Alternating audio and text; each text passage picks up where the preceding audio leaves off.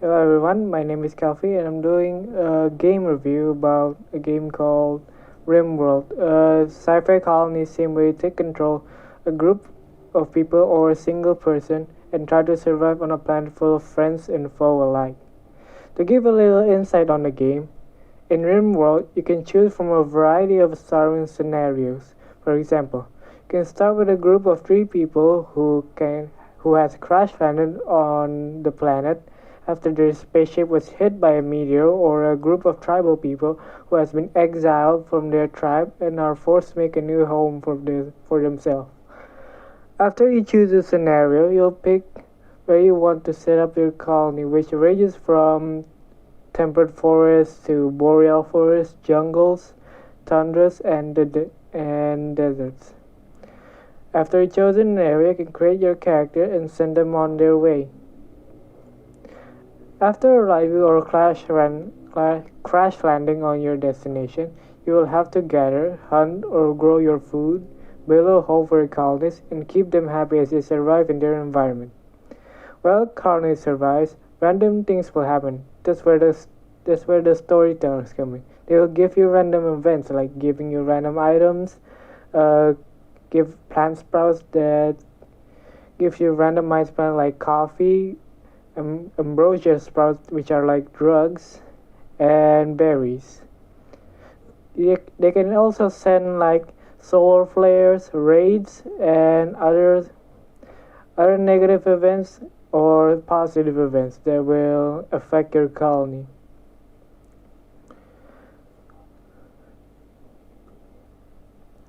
Now, RimWorld to me is a game that looks super fun but very intimidating when first playing. What pulled me into this game is its endless possibilities and customizability. While the base game is pretty fun, what makes it is great is the strong modding community. With mods, you can expand the game to your heart's content, and with the recently added DLCs to the game, more are being added to the game. There are 2 types of gameplay, you can say, in RimWorld. There's vanilla and there's modded. In vanilla, there's not much else.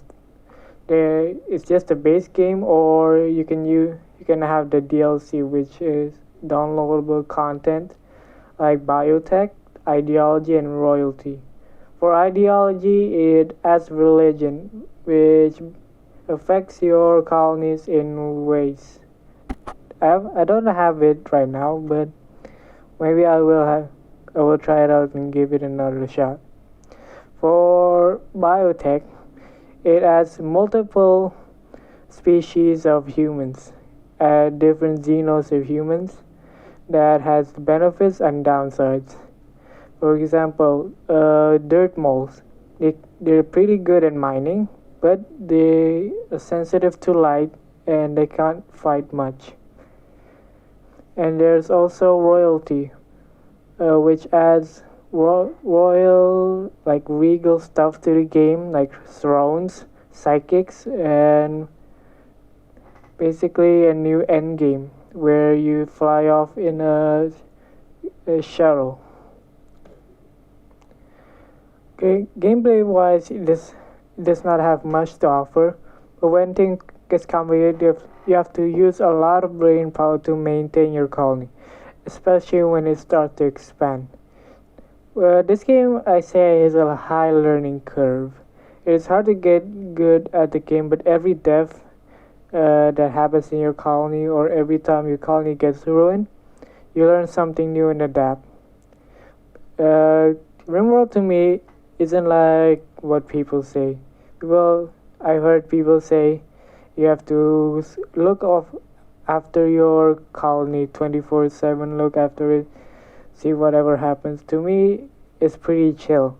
The early game is slow pace, but once you get to the mid game, it starts to pick up, and there's a lot of catastrophe, like the power might short circuit. It might blow up a generator. It might There might be a raid that directly lands on a colony and wipes everyone out. There's there's might be even a pack of like bisons that tramples your colony, and attacks all your pawns. That's what they're called in games. When it comes to graphics, though, this game takes a more stylized approach and uses its own unique graphics. The graphics are cool to look at, but not much to write home about. Now, this game doesn't have a story attached to it, where you make your own story and where the stories will give you events for you to power through and solve. Like, you can have a story about a pyromancer that destroys a whole kingdom. You can tell a story about how a pack of alpacas destroyed your whole colony just because they went insane. Or you have an orbital bombardment destroy your houses because you pissed off the empire. I've said it before, what makes this game stands out from all other games I've played is its customizing and strong modded community. In my opinion, what makes it a game great is where its audience is dedicated to it and try to improve upon it or make show their appreciation to other means.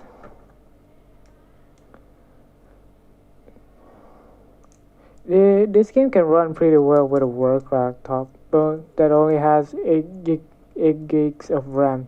Do be advised though, when you download mods, performance and load speed tanks hard, especially when you have like 100 mods. That will affect a lot.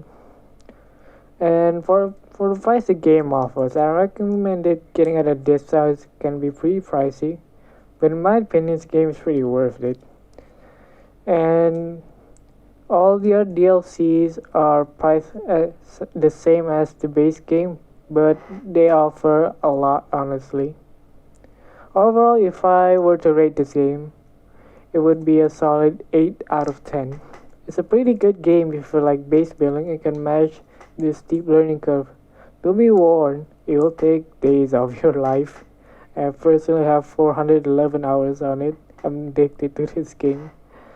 But anyways, that's all. Thank you for watching.